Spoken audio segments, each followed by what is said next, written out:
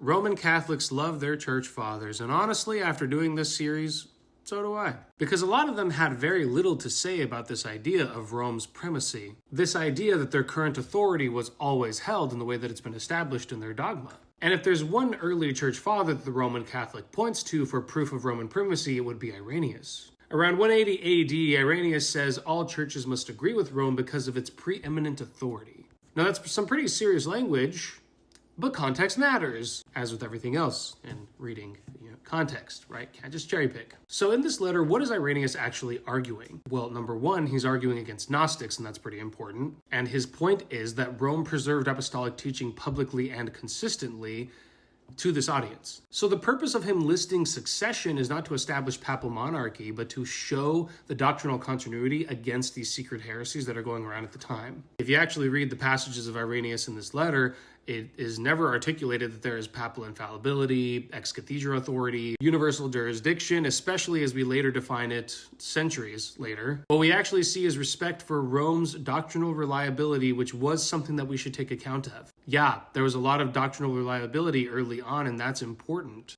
And these structures can help with that, no one's denying that. But when it becomes Vatican I theology, there's a problem. A big, fat historical problem, which we will get to one day. So with all this in mind, the big question that remains is later Catholic doctrine organic, or is it essentially an expansion of the doctrines well beyond what the apostles founded? And that's where we'll get to tomorrow.